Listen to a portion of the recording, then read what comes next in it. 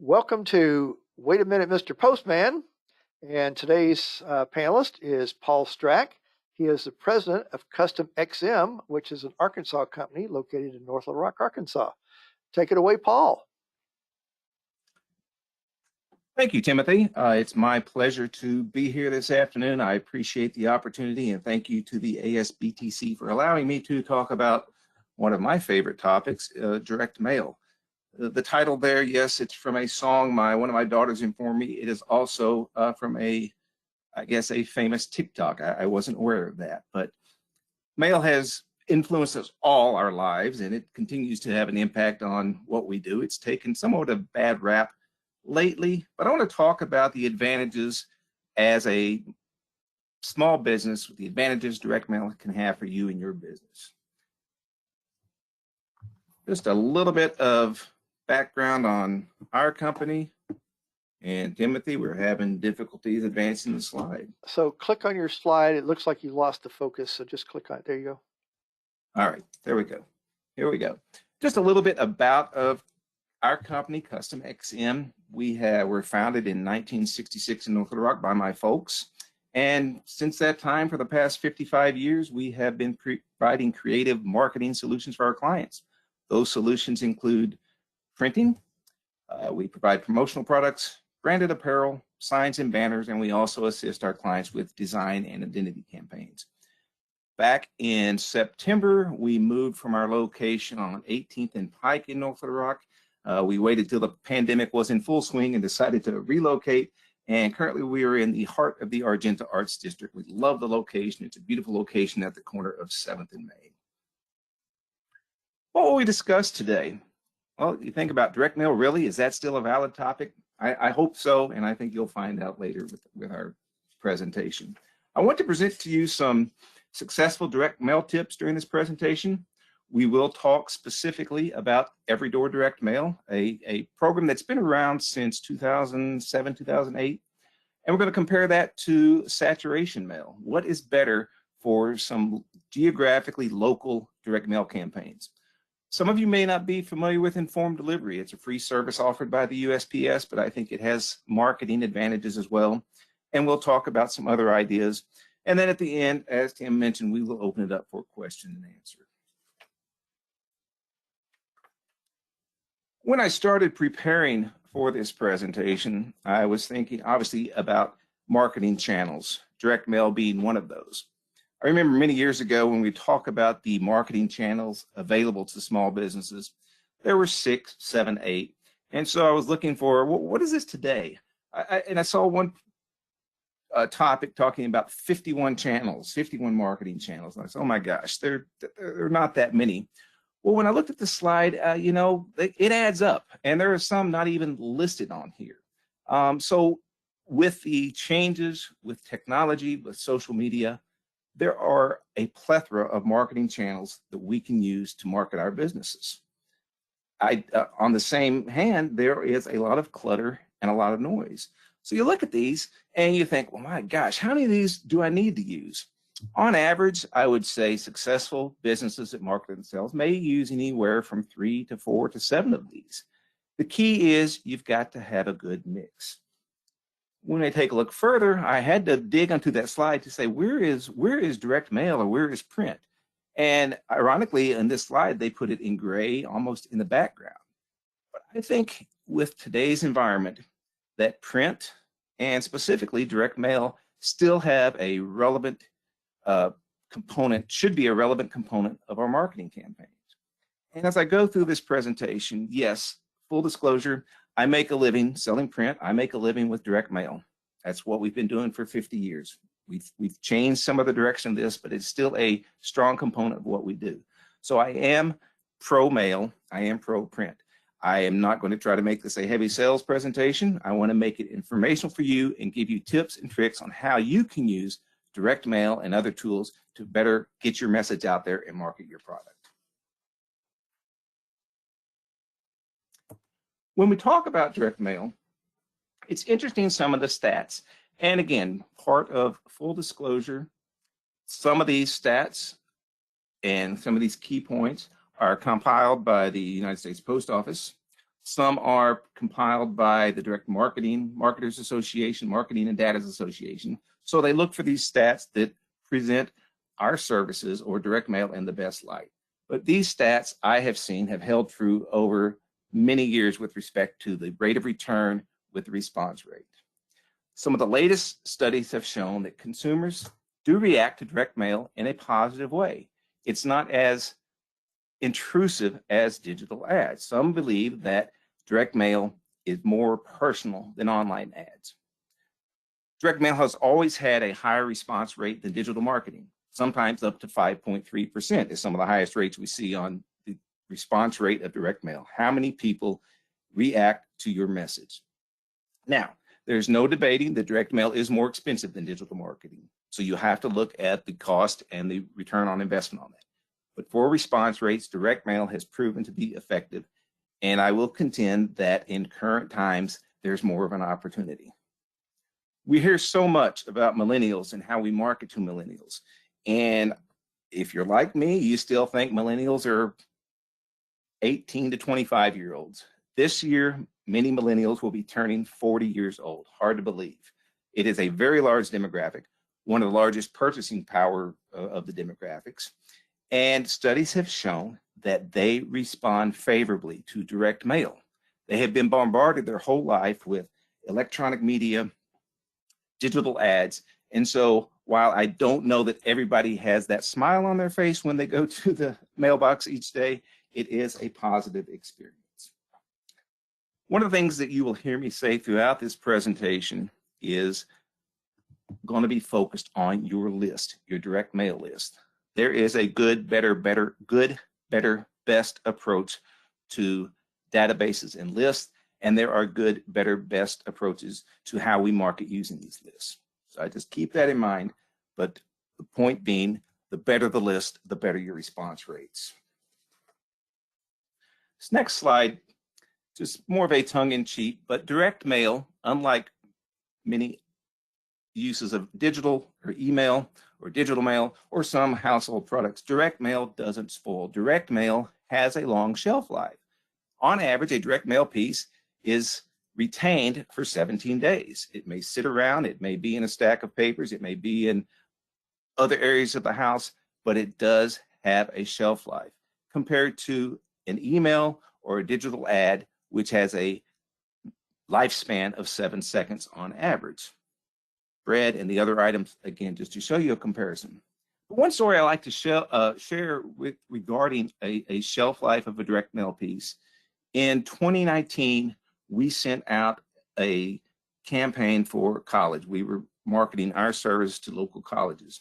It was a lumpy mail campaign, meaning it wasn't a flat piece of mail. It was a box with goodies inside. We'll talk more about that later. But we sent that out, and that was in 2019. In summer of 2020, I received a call from a local college saying, hey, I've hung on to this piece of mail. I've hung on to this box for over a year. You still offering these services? And it did result in a very good project for this college. So direct mail, because it is physical, it does have a longer shelf life than digital and bread. I love the picture of this young lady. Obviously, she loves mail. She's very excited once again, but I contend that the mail moment is alive and well. That mail moment is, anybody has experienced that when they come home, they go to the mailbox, or they ask the question, where's the mail? Or in the office, when the mail is brought in from the post office, we ask, have I got any mail? The mail moment is something, it's a positive experience. For the most part, it is alive and well. In the current environment, I contend that mail, in many respects, is better than ever. First of all, we talk about lists. Thanks to technology, mail lists are better, they are cleaner, they contain more data, and they are less expensive than they have been. But I do give that with the warning that a list developed internally, knowing your customers, knowing your own prospect, is going to outperform any purchased mailing list. We will talk more about that. Direct mail carries a sense of legitimacy. It builds your brand, and it shows a higher image, a higher quality and integrity of your brand or your products. Something received on a printed piece still carries a lot more cachet, if you will, of something seen digitally. Why that is, it's hard to tell, but people, when they see it in print, they tend to believe it. When we talk about when you get home from work, what are you going to do? Let's change that a little bit. With the pandemic, there were so many people working from home. How did businesses successfully market to offices when people weren't in offices? They were able to market to people at home. So yes, when you get home, one of the first things I do is look at the mail. I think there's still a component of excitement. Maybe that's a little bit too ambitious, but there is some component of anticipation of what came in the mail that day. You go back to the earlier slide that showed the approximately 51 different marketing channels available. When we combine direct mail with a digital channel or cross-media marketing or other areas, it becomes even more successful. One area we will talk about is informed delivery. And as I said in that one slide, millennials from ages 25 to 40 still enjoy the direct mail, and they're learning to love it because it is a way to break through the clutter. In planning a direct mail campaign, I want to offer you these tips, and I would go even further and advise you in any marketing campaign. Many of these tips are appropriate. In any marketing campaign, whether it's a digital campaign, whether it's a direct mail campaign, you've got to set a goal. How do you define success by anything, any marketing campaign, if you do not set a goal? You need to define your target audience. Who is your customer? Not only that, who is your best customer? Who is the ideal customer that will buy from you? The correct answer on that is everybody's my customer. That generally is not the case for most businesses. There may be some examples out there, but you know better than anyone who is your ideal customer. In direct mail and in any marketing campaign, we've got to have a message. What are we trying to say? What are we trying to sell? It's better if it's concise and to the point. We know people don't like to read as much as we used to. Everything's gone digital. We have a shorter attention span. So you've got to do well in developing a short, concise message that's to the point. What is your CTA? That is your call to action. Why are you asking them to respond? What, in addition to having a good message, what are you asking the recipients of your message to do? Is it a discounted offer? Is it a phone call? Is it a free consultation? In every successful direct mail campaign, you've got to have a clear, concise call to action. Determine your response methods. How are people going to reply to your campaign? Are they going to email you? Are they going to go to your website? Are they going to call you on an 800 number? Are they going to call you on a number that is trackable and recordable? All of those are valid answers, and you need to consider that. The same in response in any campaign. It doesn't have to be direct mail. Choose your format. There are different ways you can design a direct mail piece. Is it a postcard? Is it in an envelope? Is it lumpy mail? We'll talk about that. Get creative. Again, as with the digital world, there still is clutter out there. You've got to find a way to stand out from the competition and mix it up. Don't rely on just one format each campaign. With any direct mail campaign, we suggest that you test, see what works, what doesn't work, measure. How do you measure the success of a direct mail campaign? It's by using trackable measures to deter from your response methods. If it's a phone call, record the phone call or take a specific phone number that you purchased that shows the activity of that phone number. If it's emails, you can do it manually, you can do this automated, but find ways to measure so you can track the results of this campaign. And then by taking that information, taking what has succeeded, what works, repeat that. But if anything on this slide, I think that I would remember is this, what I call the 40-40-20 rule. The success of a direct mail campaign is 40% dependent upon the right mail list. The mail list determines the 40% effectiveness of your campaign. And by that, sometimes I think that it's even greater. Again, we're going to talk about EDDM, every door direct mail, which does not use mailing lists. We're going to talk about saturation mail, and we're going to talk about your house list. It's key to know who your audience is and that's going to determine your success rate. Your message accounts for 40% of the success rate of your direct mail campaign. You've got to get the right message to the right people. The remaining 20% is the creative or the design. Often, I know in my world, sometimes we focus so much on the creative. We want it to have just the right look to make it eye-catching. While that's important, it is much more important to have the right message going to the right list, regardless of what the design looks like. So we're going to talk about every door direct mail. Some of these slides I have pulled directly from presentations from the United States Post Office, and you will hopefully notice some of the their verbiage of that in there, and I will try to summarize it. But as you can see with every door direct mail, it began back in 2008, 2009. It began as a response to the great recession we had, a way to stimulate economic activity, a way to stimulate more mail for the post office. I love this definition of direct mail. This is the postal definition of direct mail. If anybody did not know what direct mail was, feel free to use that. It's unsolicited advertising sent to prospective customers through the mail. What I think the most important word out of that whole verbiage is physical. People still like to receive physical pieces of information. We've become so digital. That's why I keep harping on the fact that something that is tangible, something we can feel, does carry greater value. The definition of every door direct mail, it's a targeted advertising techniques that lets you select or map out your marketing mail audience by age, by income or household side. And the key is no mailing list is required. The post office has quite a few tools that allow you to select the area where you want to mail to. But in short, it is a way to effectively send direct mail to every household in a neighborhood that you can select.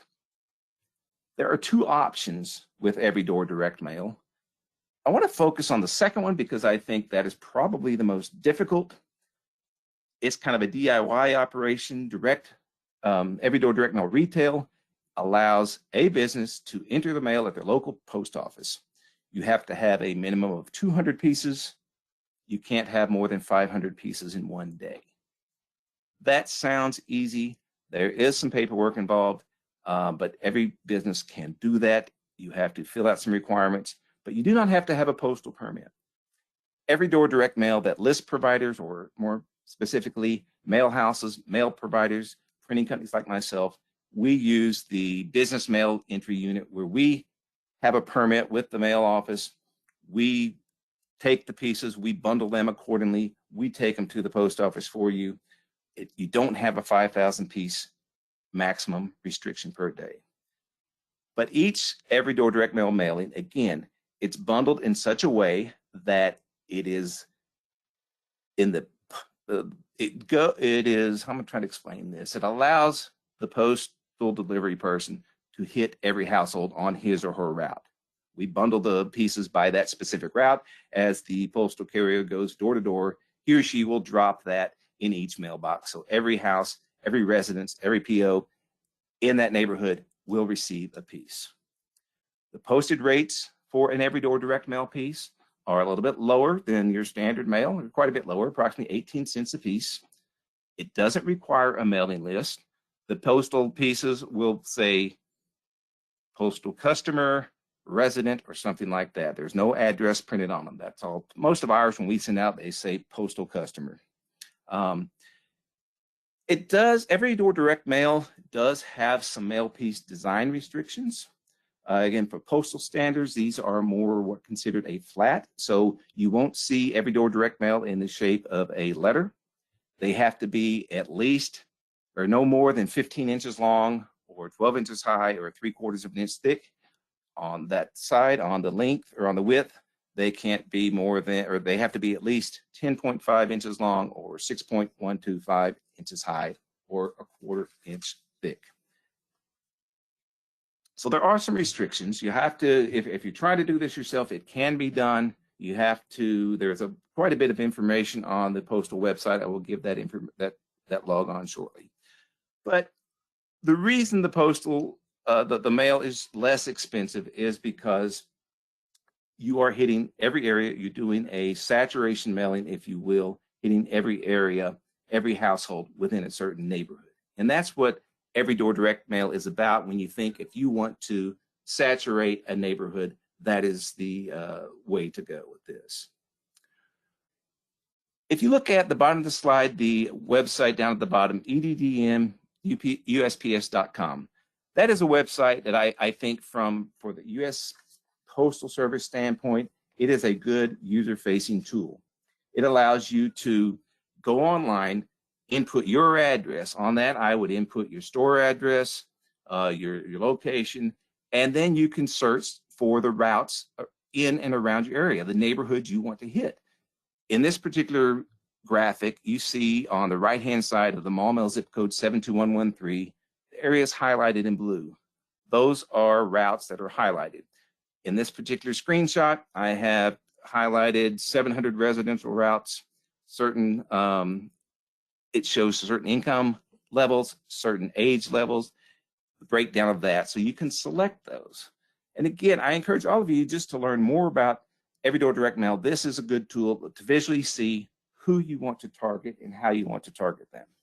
Again, if it's a new store, a new operation, a grand opening, anything like that that you want to say, hey, we're here, we're in the neighborhood, we're here to serve you, I think this is a good tool. People always suggest, well, what about social media? Again, you've got to combine the two. But if you are a new entity, a new business, you've got a great website, you've got a great social media tool, how do people find out about you if they don't know you exist? This is another tool, a way to combine those two channels. What type of businesses do we find that is a good fit for Every Door Direct Mail? I said it before, it's those areas where we want to target geographically, right? They're in our neighborhood. We want to tell folks that are within a walking distance, within a short drive, some place that has a lot of traffic, we are here. Here's our message. Here's our offer. Come visit us. Who is that great for? You see a list there. Restaurants, home improvement companies. This time of year, I think landscaping businesses, lawn care businesses would do great. Banks, banks have changed. They've become more online, so maybe not so much for banks. Certain franchises, even though they're national companies, have national marketing campaign. The franchise moves to a location. I think that's a good fit to let people know you're there. Every Door Direct Mail is a good fit for when you're acquiring new customers, even branding. So we always want to have a call to action, but there comes a time in some direct mail campaigns you just want to let people know you exist. And so EDDM is a good fit for those entities in a geographical area that it would benefit. Is it for everybody? Is Every Door Direct Mail for every entity? No. There are certain entities that it doesn't make a whole lot of sense. If you are out of state and trying to saturate a neighborhood, it doesn't work well for you. Even if you can say, well, my customers are everywhere, I'm online. That is true, but if you need locally geographic presence, Every Door Direct Mail is not the best fit for that. If you have something highly customized, highly specialized, whether you refurbish the interior of jets, that's not something that is going to be a good fit for a product, for a mail piece that is consumer based. If it's something that's highly personalized, that's not a good fit for direct mail, because in an EDDM campaign, again, it's not personalized, it's not addressed to any individual. It just says postal customer. So it's not a good fit for every entity. While I do believe that Every Door Direct Mail is a certainly valid marketing tool and has good merit, I think there are other options one must consider too. Again, when we recommend different options for our clients, we provide a good, a better, and a best option. EDDM is good. Better has better results. Obviously, sometimes it may cost more, sometimes not, but EDDM is good. But is there something better than EDDM? Or why is EDDM only good? What if you want to only target single family dwellings? EDDM saturates every post office receptacle in an area. And so if there are vacant homes, if there are apartments, they will still drop those pieces in those areas. Sometimes in apartments, say if it's a 300 unit apartment complex, they will just drop off 300 cards at the residence, rely on the apartment managers to put those in the post office, in the PO box. They may or may not get delivered. The topic or the bullet that says delivered upside down and backwards, that doesn't really concern me there. If something is delivered upside down or backwards, most people receiving mail will understand how to flip it over and read it. So that's not a concern on our end. Informed delivery is not available for EDDM. We'll talk about what informed delivery is. Basically, it is an electronic preview of mail you're going to be receiving that day. We'll talk further about that. But with EDDM, because it's not delivered via addresses, you don't receive that. You don't have that available to you.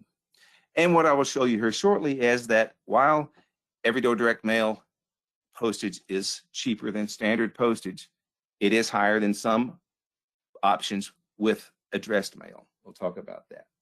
So that's why I say EDDM is good, but there is a better option. One of the better options that we like to recommend, if EDDM is not the best fit, is saturation mail. So what is saturation mail? That is where you can select lists and actually purchase lists that have addresses. So it's not going just to postal customer. It could be going to resident at 423 Main Street, but it is going to specific addresses. By selecting these lists, you can skip apartments if you want. You can skip respondents by age if you want. You can weed out some of those addresses and some of those respondents that may not be a good fit for your organization. Postage for a saturation list is actually less than EDDM. Again, it's 16.8 cents per piece. Over the past few years, the price on EDDM postage has crept up just a little bit. So now with a saturation mailing, postage is 16.8 cents per piece. I mentioned in the earlier slide the sizes used for everyday direct mail. Again, they're a little bit different than what we're used to. You have these minimum and maximum. Those requirements are not required for a saturation mail. You can use letter size. You can use a 6x9 postcard. I mention that because some of the requirements of EDDM printing, they're a little bit oversized. Their printing costs may be a little bit higher because you can't get as many finished pieces on a press sheet. With smaller sizes, standard postcard sizes, letter sizes, you can, and it will allow you to save costs on printing.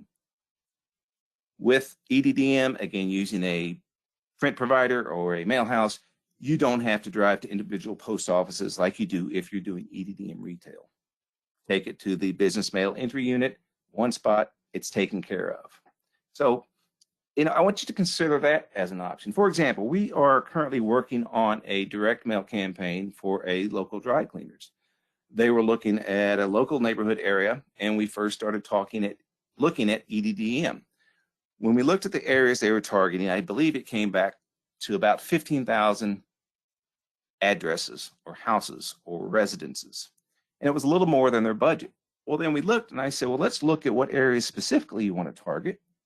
And we narrowed that down. But when we went to a saturation rate, we eliminated some of the lower performing income houses. We eliminated a couple other components and brought the list down to about 8,000. And again, we're saving postage at the 16.8 cents. Yes, we had to purchase that list, but I'm pretty confident in saying that reducing the quantity, purchasing the list, and with the reduced postage rate, it's going to come up less expensive than it would have with EDDM. Plus, I believe it's going to be a much better, more effective mailing list than EDDM would have been. So which is better? Again, we're comparing a good option is EDDM versus saturation, which I contend is better. Comparing the two, as I pointed out, EDDM is 18 cents a piece, saturation 16.8. Mail processing. EDDM is the easiest, quickest, fastest for mail processing, meaning how it have to sort, prepare the mail because you just bundle it by carrier routes. That's about it on that. EDDM does not offer any data cleansing. It does not allow for removing some households by certain income levels or either those that may have the propensity to purchase your product. You can't really do other targeting defined by your audience with every door direct mail. It goes to every door. On the intrinsic, that's hard to measure, but again, studies have shown the value of a mail piece to the recipient has greater value if it has a little more information about them, their name, which can happen in a saturation. You can get some names in a saturation mailing, or their address. That's not happening with EDDM, as it just may say postal customer. Studies have shown, again, that your return on investment with the saturation mail is going to be higher because you're not wasting as much postage. There is wasted postage in every door direct mail because it may be going to audiences that aren't best suited for you. And that's the comparison between every door direct mail and a saturation piece. The next level up from every door direct mail and saturation would be purchase lists. As I mentioned in one of the earlier slides, one of the purchase lists, one of the advantages of purchase lists are that because of technology and because of all the data collection that is happening today, the prices have come down and the lists are better in some respect.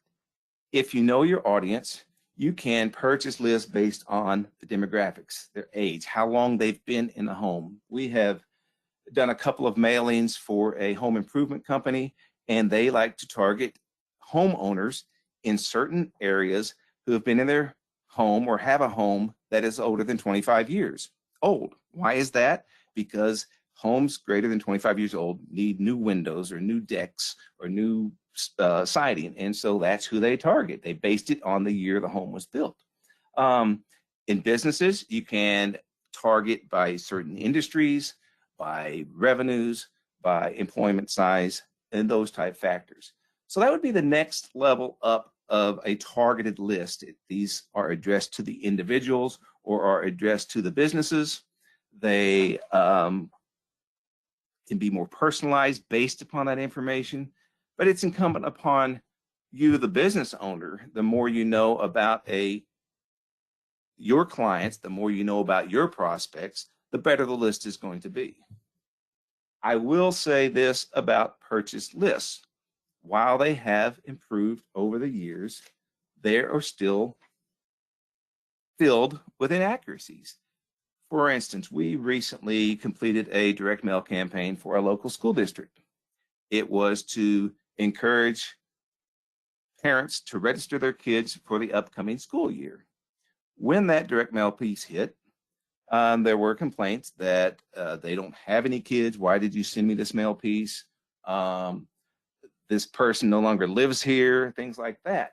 And so we looked further into the list, asked these questions, and what we have learned with direct mailing lists involving children, and that's how we requested the list. We wanted to target homeowners or residences with children maybe age 5 to 12. Those are probably some of the more inaccurate lists today. Children's data has become more protected. I inquired further as to why are we having some of these inaccuracies about the kids being home. I was told, this is interesting, I was told that sometimes this data is accumulated through people entering contests to win. They fill out their name and number and address, and they fill out the number of kids and hoping to win a trip to Disney World or something like that. So sometimes the information gathered isn't totally accurate. But I do know that the trend lately with privacy protection laws and especially data related to children, those lists aren't as accurate as they have been. Are they better than every door direct mail list? Yes. Are they better than a saturation? Yes. Are they better than a list of your own customers, of your own clients, or lists that you have created? No. So that would be good, better, best with respect to data and with respect to lists.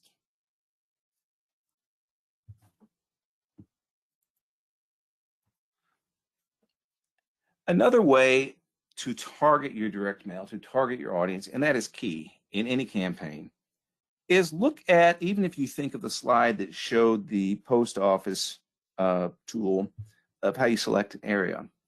When you consider a saturation mailing or you consider a geographical mailing, some things to consider. A lot of tools, including the post office tools, allows you to select your audience by a geographical radius, right? It's a circle around there. It's better if there are ways you can select the drive time. As funny as it sounds, even though we have bridges, rivers are a barrier for people going back and forth in a geographical area for business. It's crazy, I know. Growing up, I know I've always lived in North Little Rock, went to school in Little Rock, but we could never have successful parties in North Little Rock because people would not come to North Little Rock for parties. Let's take a more recent example with the bridge situation in Memphis and West Memphis. While those two aren't very close, it would be a waste of anybody's money to try to, if you're in West Memphis or if you're in Memphis, to try to do a geographic mailing to either of those cities with the situation. So it's better to look for closer audiences within driving distance. Have you been there before? Is there a landmark that is in that area that helps you find a better list? It's all about the list quality. Go back to the 40-40-20 rule. 40% of the success is dependent upon your list. So when you use these tools, when you consider what areas, what neighborhoods you want to saturate, consider drive time and not distance. Well, we go back to this slide that had the 50 some odd number of channels, marketing channels, and we see print out there lonely. What if we want to combine with at least another channel? What if we find ways to combine print with some digital format? One study shows that print has a 28% increase in conversion rate with direct mail when direct mail and digital ads are used together. So that's why I'm saying I don't think any entity can succeed in their marketing efforts by going totally digitally. I don't think any entity can succeed by going totally print. You have to have a good mix and find the mix that is best for you. But when we combine print and digital, we do see a higher conversion in rates. And that's what it's all about. It does increase your ROI. One of the areas that, again, exists, it happens every day, you may or may not be aware of it, that does combine print and digital, is informed delivery. Again, this is a free service offered by the post office. It's a feature that allows users who have signed up for this service to receive digitally every day an email that will list, that will show what's coming in their mailbox that day. You see the web address down at the bottom, informed delivery, USPS.com. I've signed up for this, again, probably 4 or 5 years ago. We're going to talk numbers here in a minute, but it is, again, I think it's a different way to experience the mail moment. You know what's coming in your mailbox the day it happens, and it does create that anticipation, and it has some other value as well. So how it works is consumers, once you sign up for the Every Door Direct Mail, you will daily, mine typically comes around 8 a.m. every day, an email preview of the mail that's arriving that day. More often than not, you will see a grayscale icon of the mail piece. It just shows you the front of the mail piece. I've got some other examples I'll show you in a slide here shortly. When I first started presenting and talking about informed delivery about 2 or 3 years ago, it was only 19 million people had signed up. Currently, there are about 35 million people signed up, and that's about 20% of the population that receives direct mail each day.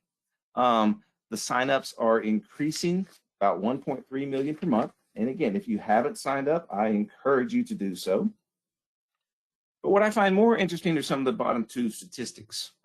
Over 68% of people open their informed delivery email alerts daily, compared to a standard email open rate of about 20 to 25%. That's pretty impressive. Again, I know when mine comes 8 o'clock in the morning, I'm typically looking at it to see what's coming in the mail. More interesting enough is informed delivery has a click-through rate range of about 4 to 11%. Standard email click-through rate range is about 2.5%.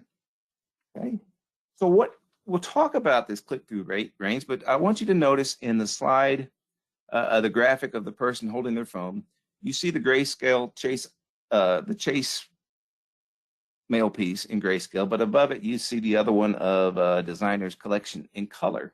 And you see the ad beneath that, or the little graphic in color beneath that. That's called the tag along.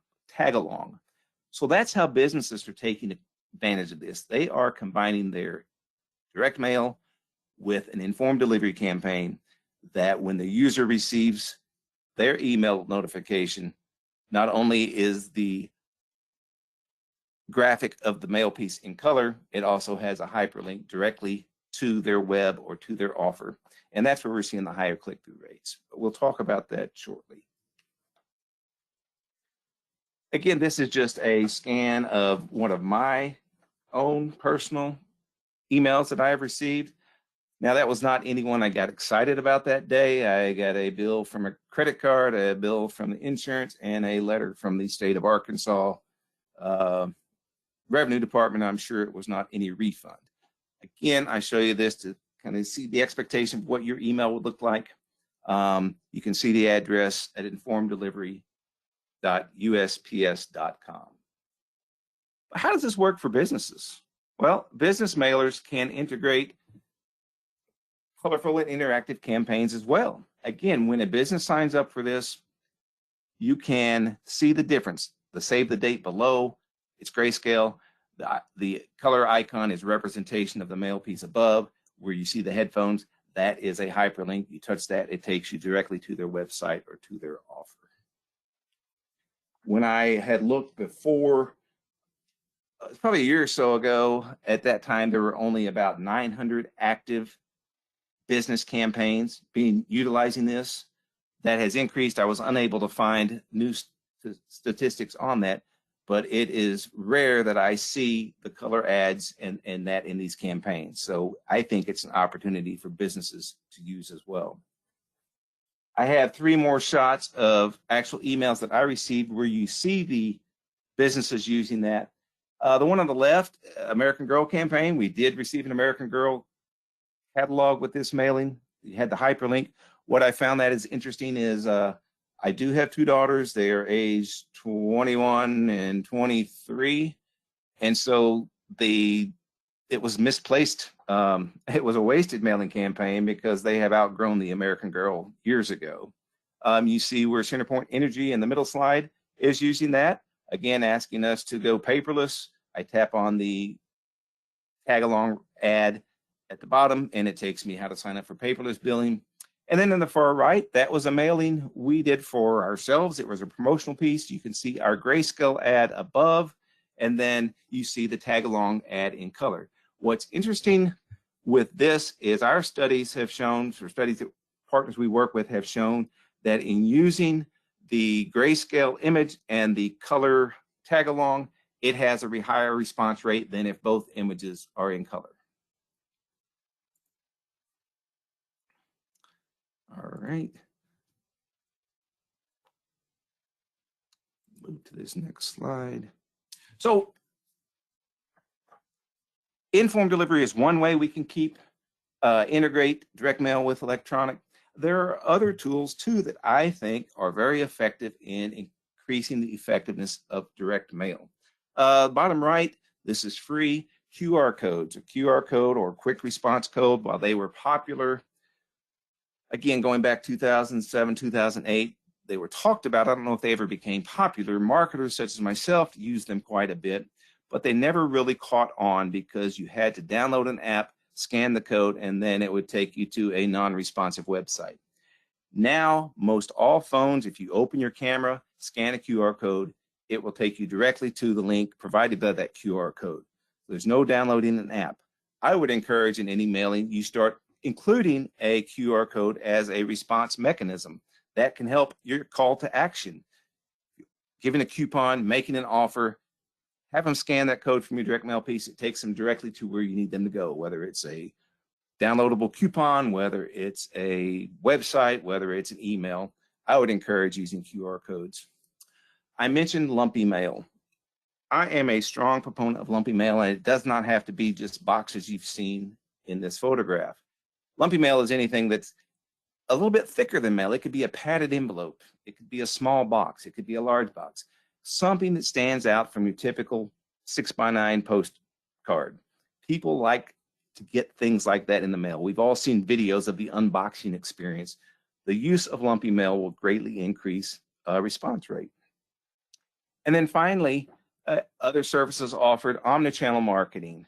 Again, as I showed you in that one stat, combining electronic, digital, and print greatly increases response rates.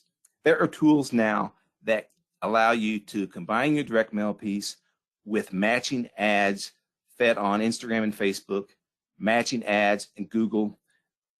Some of these ads will go directly into the recipient's Instagram feeds, Facebook feeds without them even clicking on anything. We have the technology to do that. Retargeting or remarketing ads, when somebody goes and visits your website, they will then start seeing those ads. Well, again, sometimes we find these intrusive. If nothing else, even if it's at 7 seconds shelf life, it has ways of creating more eyes on your brand, and that's part of the marketing. Plus, this omni-channel marketing tools, they allow you to track all the calls, all the mailings, and all your views to, again, test the effectiveness of the campaign. And as I mentioned before, with any campaign, you've got to track it, measure it, repeat what works, and eliminate what doesn't. So that kind of brings us to the end of what I see as effective direct mail marketing. We've gone through some of the good and the better, some of the more cost-effective ways. And as I said earlier, I think direct mail is still alive and well, even in this digital age. I greatly appreciate your time. And now, if there are any questions, I can certainly answer those. All right, thank you, Paul. That was a very interesting presentation. I don't think we've had anything like that in quite a while. And as a result, nobody has submitted any questions because I think they were enthralled and paying attention. So I do want to remind everybody that at the bottom of control panels, you do have a question pane. And if there's something you're wanting to know, and this is a very good time to ask about your specific business. You know, Paul was speaking in generalities. So, you know, if you think there's something unique to your business, this would be the really good time while you got Paul on to ask that particular question about your particular situation. So go ahead and locate the question pane there at the bottom of your control panel and drop a little question or something in for Paul. And we'll give you a little time to do that. In the meanwhile, I'm going to change screens here on us. And as Paul said, we do want to thank you for your time today. And you can reach out to the Arkansas Small Business and Technology Development Center via our website. You can call us on the phone, 683-7700. We have an answering service on that right now as we're still in the pandemic. And that gets forwarded to somebody to follow up with you. We're active on Facebook and Twitter. Those are monitored. One of our communications people will be in touch with you. And as I mentioned, we are recording this. This will be on YouTube about 5 o'clock today, since it only takes an hour or two to get this all processed. So I do want you to reach out. You know, one of the things Paul was talking about was, you know, targeting. And we can help you figure out some of that targeting through some of our services, one of which we do is our market research. We have a GIS specialist on hand and some graduate students that can actually map, you know, like 15-minute drive times to your business, what the territory looks like, you know, that's within 30 miles circular around your business, that sort of thing. If you know what type of customer you have, we can help you identify where other customers that match that profile live within the county, state, region. So there's a lot of stuff that ASBTDC can help you with. And then you're ready to go work with a company, you know, like Custom XM, you know, to get some help, you know, with implementing a plan or something like that for your particular business. All right. So this just came in, and the asker is Test Custom XM. So I don't know if that's you, Paul, but it says, any stats on Zoomers' response to email, the youngins? The response rates on email, I had at earlier, those around the 20 to 25% is the open rate. Okay, the response rate is typically, I think studies have shown a good response rate, 2 to 5% is what I've seen on those. So it is lower. We've, I think that holds true with our own email campaigns. We typically have a open rate of 25 to 35%, and then the click-through rate got a little higher on that depending, but I think typical they'll say about 20 to 25% open rate, I believe, and then 4 to 7% click-through rate. Okay, any other questions out there? We'll make a final call. Again, question pane there at the bottom of your control panel. Put a question in for Paul, and let's see if we can get you an answer. In the meantime, I do want to remind everybody that the Arkansas Small Business and Technology Development Center is a partnership with the U.S. Small Business Administration. The SBA funds an ASBTDC program in each of the 50 states and the 6 overseas territories. Here in Arkansas, the University of Arkansas at Little Rock College of Business, Health, and Human Services manages that program for the state of Arkansas. We in turn partner with additional universities throughout the state. We've just recently added some more universities during the pandemic. So as soon as we can start meeting physically, we have 10 offices now for you. We used to have 7, but we're up to 10 now. So hopefully our respective universities will start freeing us to start meeting in person and not relying on Zoom and other virtual means to reach out. Well, Paul, it looks like there are no further questions, so I think we're going to be adjourned.